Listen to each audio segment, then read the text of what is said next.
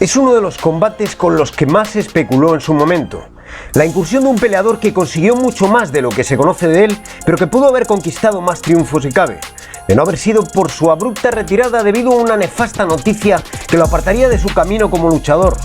Era uno de los mayores destructores de la década de los 90 por su similitud de estilos de combate.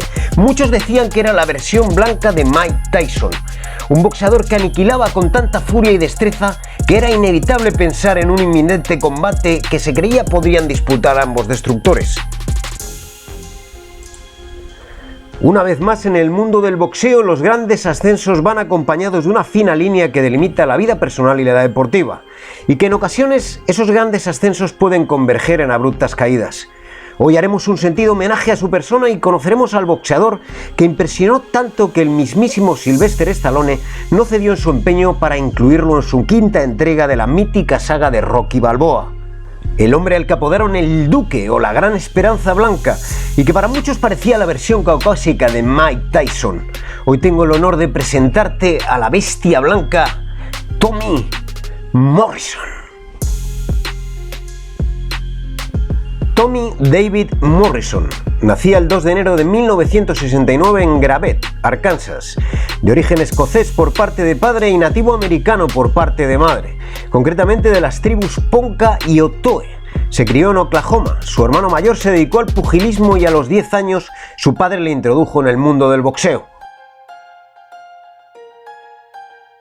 Ante la negativa de su madre, tuvo que sortear la atención de esta para incursionar en peleas callejeras que le darían esa base salvaje que muchos luchadores aprenden en los ambientes más crudos y hostiles. El joven Tommy empezó a ganar confianza al percatarse de que los asistentes a estos eventos apostaban por él. Y es que ya en aquellos tiempos sus cualidades innatas empezaron a vislumbrar la posibilidad de emprender una prolífica carrera. A los 13 años participó en un torneo en el que el mínimo de edad era de 21, así que Tommy tuvo que falsificar su documentación para poder entrar. Fue después de graduarse en la escuela secundaria cuando su madre le dio su autorización para poder despegar en su deporte. Este muchacho tenía una especial debilidad por sentir el fragor de la batalla mientras coreaban su nombre en un bullicio de entusiasmo. Esto le proporcionaba una explosión de sensaciones que lo llevaban a estados casi alterados de conciencia.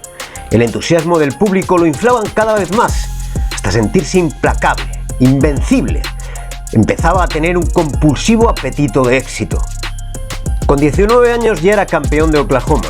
Su etapa como amateur culminó con la representación de Estados Unidos en las Olimpiadas de Seúl 88, en los que llegó a la final, donde Ray Mercer se alzó con el oro y con quien tendría la oportunidad de volver a enfrentarse en su etapa profesional.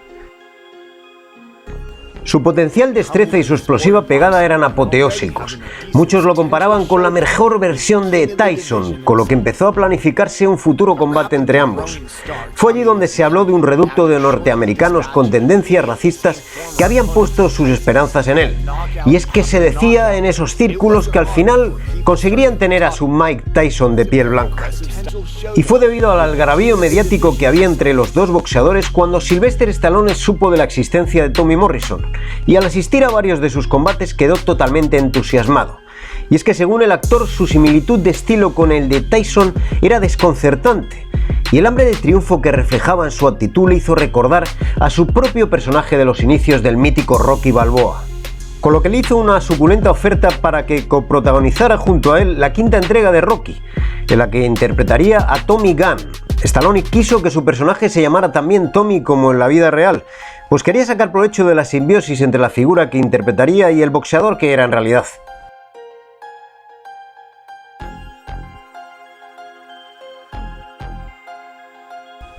El personaje encarnaba la vida de un boxeador que busca una oportunidad, haciéndolo indecible para que el gran Rocky Balboa fuera su entrenador, y en la que se reflejan circunstancias muy comunes en el mundo del boxeo, en el que los buitres que merodean el entorno de las jóvenes promesas los convierten en carne de cañón para la explotación y la mala praxis, con fines absolutamente espurios y sombríos.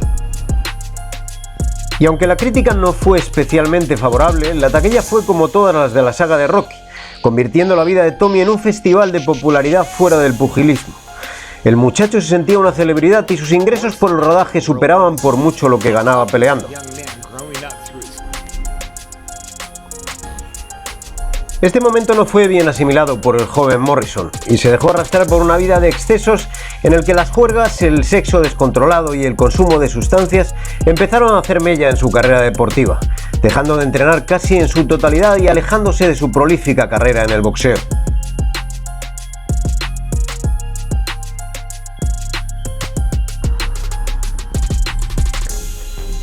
Su regreso, como era de esperar, no fue en las mejores condiciones ni físicas ni psicológicas, y en octubre de 1991 disputó su primer combate por un título, precisamente ante Ray Mercer, uno de los pocos que había ganado a Tommy en su carrera como amateur en la final de las Olimpiadas de Seúl.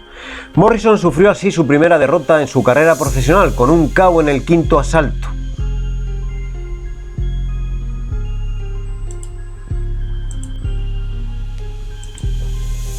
Fue entonces cuando Tommy se recuperó a base de trabajo y disciplina y de nuevo volvió a entrenar como antaño.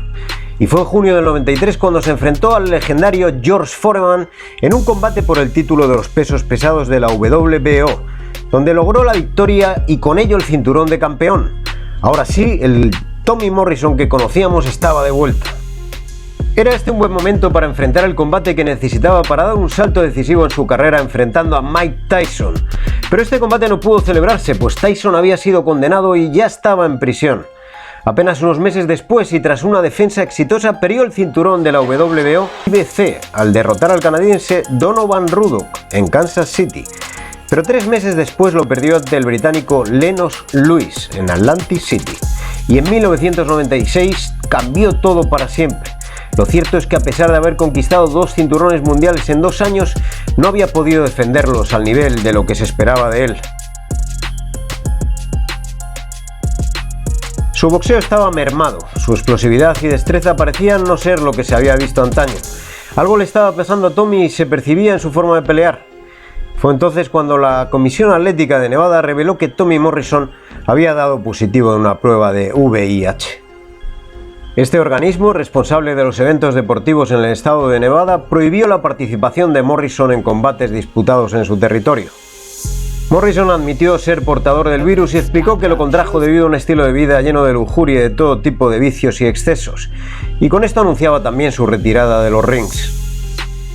I'd ask that you no longer see me as a role model, but see me as an individual that had the opportunity to be a role model. And blew it. Blew it with irresponsible, irrational, immature decisions. The decisions that one day could cost me my life. Pero 10 años después, Morrison dijo que los positivos eran falsos. La Comisión Atlética de Nevada se mantuvo en su dictamen, pero en 2007 Morrison dio negativo en 4 pruebas diferentes. Con ello volvió a los cuadriláteros y disputó un combate contra John Castle en West Virginia, con victoria. Por esa época, un ex agente de Morrison reveló que este había falseado los test usando sangre diferente a la suya.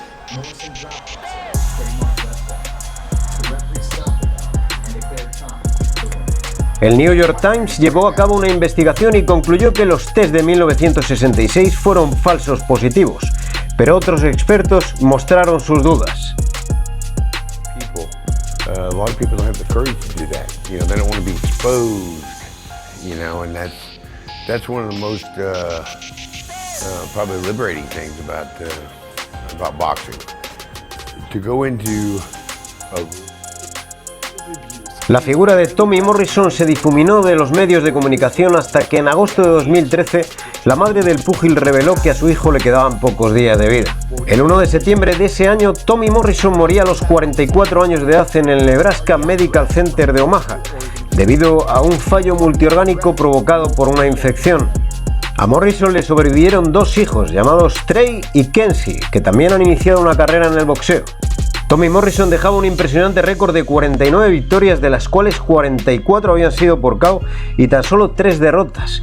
Sin duda, en la justa proporción de sus logros y su temprana retirada, no dejaba duda de que estábamos hablando de un candidato a ocupar un puesto muy relevante en la historia del boxeo. Y sin embargo nunca se sabrá, pues cuando llegó el momento de defender sus títulos ya era portador y posiblemente había empezado a desarrollar la enfermedad en aquel entonces.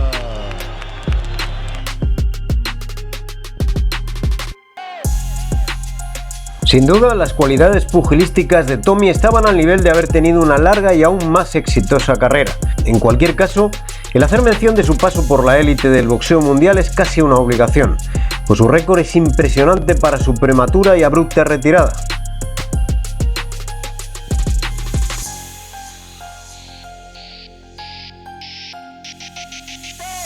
Y como no, un merecido homenaje al que siempre será recordado como la versión blanca del inigualable Mike Tyson.